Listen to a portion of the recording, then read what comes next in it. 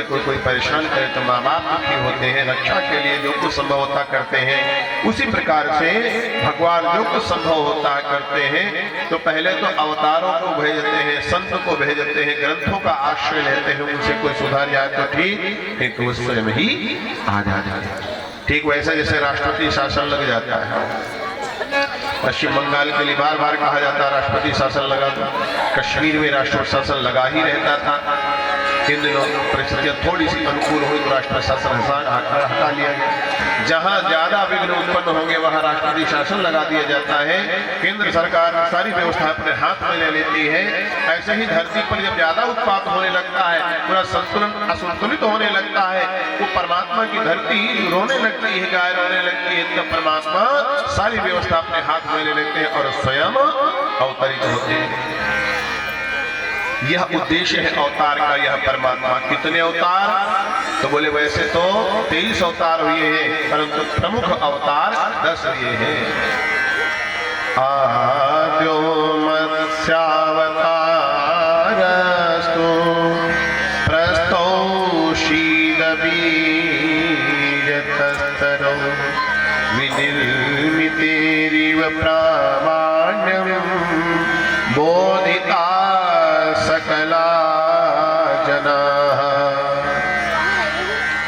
कहते हैं पहला अवतार भगवान का मत्स्य मछली के रूप में हुआ। मछली क्या करती है? जल में बड़े आनंद से रहती है। चाहे जितना जल हो, मछली को कोई समस्या नहीं होनी। और जल की प्रलय होनी थी, इतना जल बढ़ जाना था सुनामी से अनंत गुना ज्यादा कि कोई बचना नहीं था। तब भगवान ने छोटी सी मछली का रूप बना लिया। और जब ऋषि मनु, परमात्मा मनु संध्या वंदन करने के लिए बैठे तो कमंडल में देखते क्या है? मछली। मछली कहाँ? कमंडल में। तो उसको देखने लगे मछली को। मछली बोलने लगी, बोले ऋषिवर हमको यहाँ से निकालो, ये जगह छोटी है, हमको बड़ी जगह पहुंचा दो। बेटिया जब हिसाब किताब बन जाए तब बताओ। शांत बैठो। यह मछली ने कहा ये मेरे लिए जगह छोटी है कमंडल की, हमको बड़ी जगह पहुंचाओ। संत हृदय नवनीत स्माना, संध्या वंदन रोका। भगवान की यही इच्छा। कमंडल लिया और कमंडल का जल जाकर के सरिता में प्रवाहित कर दिया। अब चलने ही वाले थे, सरिता को प्रणाम करके तब तक देखा वो मछली बड़ी भारी हो गई, सरिता नदी के बराबर हो गई। फिर वही प्रश्न, मनु यह सरिता छोटी है या नदी छोटी है? हमको किसी बड़ी नदी में पहुंचा दो। मनु भगवान ने अपनी योग शक्ति के द्वारा उसको बड़ी नदी गंगा में पहुंचा दिया।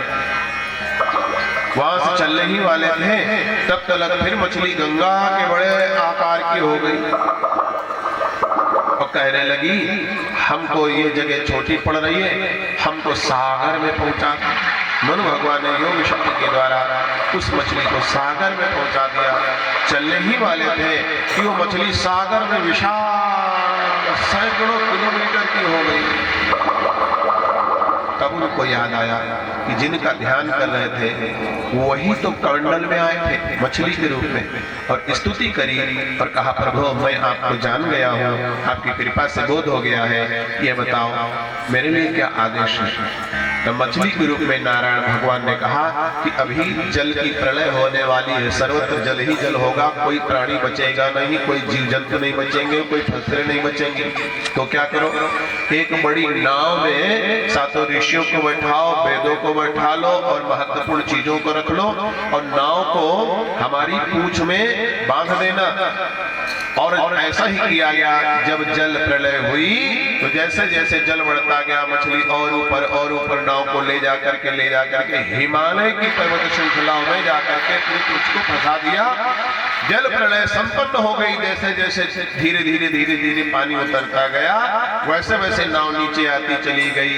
और बाद में वही ऋषि उतर पड़े, वेद उतर पड़े, सृष्टि के बीज उतर पड़े। उससे पुनः सृष्टि संपन्न हो गई। तो भगवान का पहला अवतार मछली का हुआ। बोलो मत्स्यावतार भगवान की। कात्यायन ऋषि से पूछने लगे, अगस्त्य ऋषि, हे प्रभु पहला अवतार बता दिया, दूसरा अवतार भगवान का कौन सा होगा? बोले दूसरा अवतार समझने के पहले ये भी जान लो, मत्स्य अवतार केवल एक बार नहीं, हर मनुष्य के जीवन में होता है। कैसे? एक कोई छोटी कल्पना आती है, छोटा शुभ कार्य कर ले, और जैसे शुभ कार्य करता है भगवान उससे बड़ा शुभ कार्य करने का संकल्प दे देता है, और बड़ा कर, वो बड़ा कर लेता भगवान, और बड़ा कर देता, और बड़ा कर। जैसे बच्चे कक्षा 1 से लेकर के डिग्री प्राप्त करते करते PhD कर लेते हैं, प्रोफेसर बन जाते हैं, मनीषा बन जाते हैं, ऐसे ही शुभ काम करते करते भगवान भक्तों को और आगे और आगे और आगे बढ़ाता चला जाता है। उनमें से आप लोगों के भीतर भी मत्स्यावतार होता चला जाता है। भाई राम बख्श जी कितनी व्यवस्था बना रहे हैं, कौन आएगा, कहाँ आएगा, कैसे बैठेंगे, ऐसे करो वैसे करो, सब कर रहे हैं। भगवान इनको योग्यता दे रहा, आप सबका सहयोग भरपूर मिलता चला जाना। दूर बैठे हुए गुप्ता जी, दूर बैठे हुए राजन भैया, दूर बैठे हुए उनके गुरु भाई, दूर बैठे हुए सब लोग संरक्षण देते। कोई कमी कोई परेशानी हो तो बताइएगा। और प्रत्यक्षतः चल चल करके आते हैं, सब अपनी छुट्टियां ले ले करके आते हैं कि चलो शुभ कार्य किया जा रहा है, उसमें सहयोग किया जाए। तो यह मछली छोटी थी, धीरे धीरे इस गांव की मछली भगवान का रूप बड़ा हो रहा है। हो रहा नहीं हो रहा? पहले छोटे छोटे कम कम लोग आते थे, धीरे धीरे बढ़ते बढ़ते चले जा रहे हैं। दोबारा कभी यज्ञ करना हो तो लगेगा ही नहीं कि 9 कुंडी करो, 24 कुंडी कम में दहलिया का पेट ही नहीं भरेगा। मछली दहलिया की बड़ी हो गई। बोलो हरि नारायण भगवान की। द्वितीय अवतारो कच्छपो भूतः स उत्तमः श्रम सहज योगजं सर्वान् बोधमास। दूसरा अवतार भगवान का कछुए का हुआ। मछली शुभ मानी जाती है। जब कोई चलता है तो दही मछली कह दिया जाता। हमारा गांव में जब कच्चा मकान था तो द्वार पर ऐसे मछली बनी हुई थी। मछली शुभ मानी जाती, परमात्मा का प्रतीक है, वो नारायण का प्रतीक मानी गई हुई। आदमी मछली को दाना चुगाते हैं। द्वितीय अवतार भगवान का कछुए का हुआ। पहला अवतार जल में है, तो दोबारा कछुआ जल में भी चल लेता है और भूमि पर भी चल लेता है। कछुए का क्यों हुआ आपको बताएं, वो याद होगा। कच्छप अवतार तब हुआ था जब पहाड़ नीचे जाने लगा था मंदराचल, तो जाए न, घुसे न, दब न जाए, उद्देश्य पूर्ण रुके न, उद्देश्य बाधित न हो जाए। भगवान कछुए बन करके बहुत बड़ा कछुआ बनकर आ गए। कछुए की पीठ बड़ी मजबूत होती है, तो पहाड़ उसी पर रुक गया और समुद्र मंथन होता रहा, पठानी चलती थी। क्यों? अमृत निकालना था समुद्र से। देवता लोग निर्धन हो गए थे। समाधान के लिए परमात्मा के आदेश हुआ था गुरुओं के द्वारा कि यदि दोनों लोग मिल जाओ, कौन? राक्षस और देवता, दोनों लोग यदि मिल जाओ तो अमृत निकलेगा। दोनों के प्रयास से अमृत निकलेगा। तो देवता लोगों ने पहले ही कहा ऐसा करेंगे। देवता लोग पहले कहने लगे ऐसा करते हैं, हम मुंह की ओर लगेंगे, तुम पूंछ की ओर लगो, पैताने लगो। भाई मुंह ज्यादा पूज्य माना जाता है, अब पैर थोड़ा सा पैताने माने जाते हैं। आदमी अगर कोई बड़ा आदमी लेटा हुआ है तो उसके चरणों की तरफ ही बैठे जाता है, उसके सर की तरफ सिरहाने नहीं बैठते। बस राक्षसों को लग गया, बोले वाह भाई वाह, हम पैरों की तरफ, हम पूंछ की तरफ क्यों लगे, हम मुंह की तरफ लगेंगे। और देवता यही चाहते थे कि मुंह की तरफ लगे। हाँ, वासुकी का वो था ना, रस्सी बनाई गई थी, और जैसे ही समुद्र मंथन शुरू हुआ, कच्छप के रूप में भगवान तो आ ही चुके थे। वासुकी ने जो फुफकार मारी तो इतना ज्यादा काला काला विष निकला कि भले चंगे सब राक्षस सब काले कलूटे हो गए। और पूछ की ओर देवता लोग थे, वो सुंदर मुंदर गोरे गारे बने रहे, उनका किसी का कोई बाल बांका नहीं हुआ। समुद्र मंथन से तमाम रत्न निकले, सबसे पहले निकला विष। जब भी कुछ अच्छा काम करने चलोगे तो परिणाम बाद में आएगा, पहले विरोध ही होगा। हर अच्छे काम का पहले विरोध ही होता है।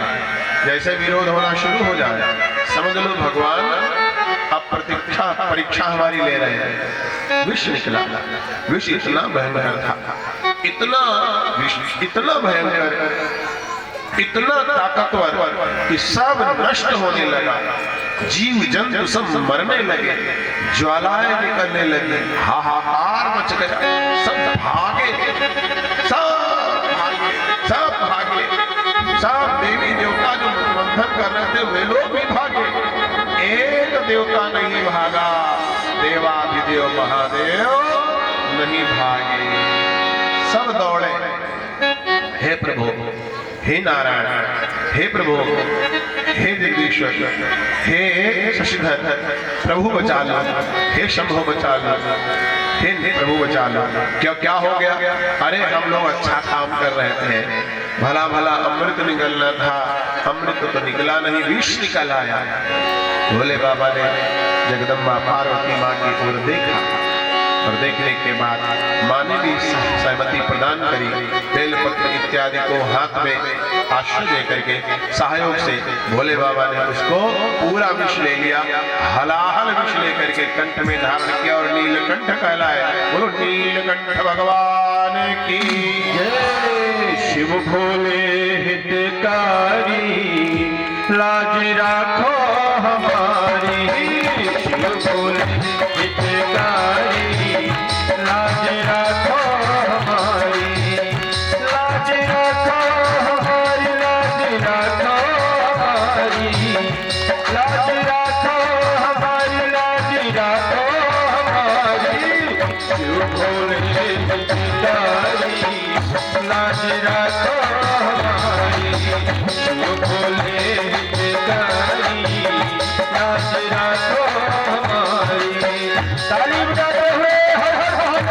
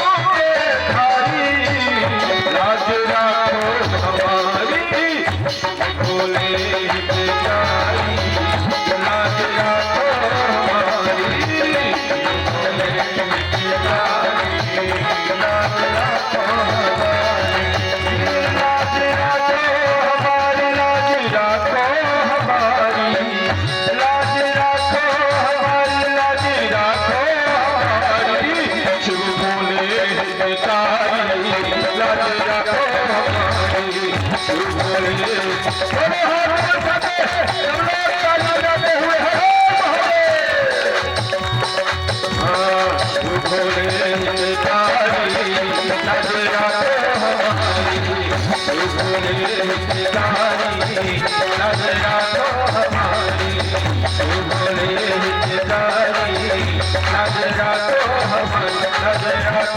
हमारी